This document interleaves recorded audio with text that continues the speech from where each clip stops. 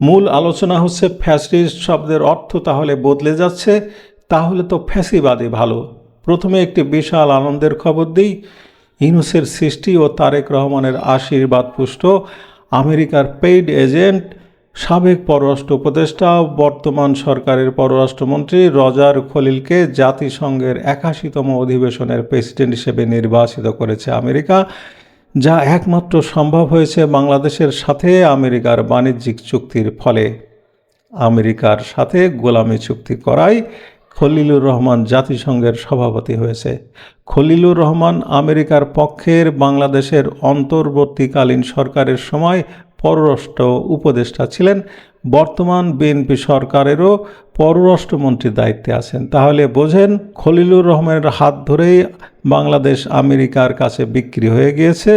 আর খলিলুর রহমান সভাপতি হবে না তো কে হবে? এবার আসি মূল আলোচনায়। ফ্যাসিস্ট আওয়ামী লীগ আমলে সাদেক হোসেন খোকার নামাজের জানাজা হয়েছিল সংসদ ভবনে এবং শহীদ মিনারে সর্বস্তরের জনতাকে শ্রদ্ধা জানাতে রাখা হয়েছিল।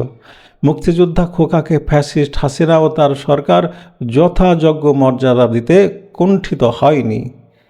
জানাজার ছবিতে তোফায়েল আহমেদকে দেখা যাচ্ছে। তোফায়েল আহমেদ মুক্তিযুদ্ধের সিক্রেট গ্রুপের একজন।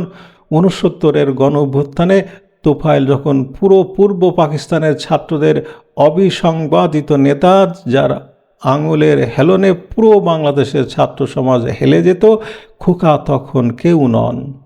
ঢাকার গেরিলা যোদ্ধা খোকাকে দলমত নির্বিশেষে মুক্তিযুদ্ধের পক্ষের মানুষ তার প্রাপ্যটুকু দিয়েছে। শেখ হাসিনা রাষ্ট্রীয়ভাবে খোকাকে সম্মান দিয়েছিলেন। সেই খোকার ছেলে ইশরাক, খোকা যার ডাকে মুক্তিযুদ্ধে গিয়েছিল, সেই বঙ্গবন্ধু মুজিবের বাসভবনই নয়, মুক্তিযুদ্ধের কেন্দ্র ৩২ নম্বর বাড়ি ভাঙতে বুলডোজার নিয়ে গিয়েছিল। সেই খোকার পার্টি আজ তোফায়েলকে শহীদ মিনারে স্থান দেয়নি, এমনকি তার জানাজায় আগতদের লাঠিচার্জ করেছে, গ্রেপ্তার করেছে পুলিশ।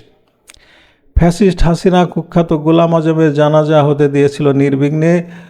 গোলাম আজমের জানাজায় লোক সমাগম হতে দিয়েছে, সাইদিকে প্যারোলে মুক্তি দিয়েছে, সবই করেছে ফ্যাসিস্ট সরকার। বঙ্গবন্ধুর মৃত্যুর পর তার জানাজায় লোক যাতে না হয় সেই ব্যবস্থা করা হয়েছিল।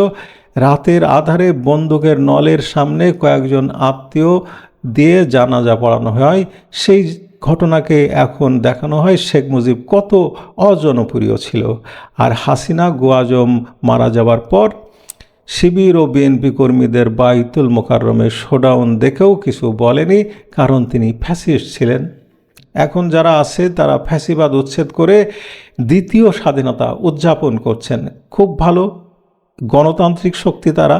এই গণতান্ত্রিক শক্তি যখন তখন যে কাউকে হত্যা করতে পারে।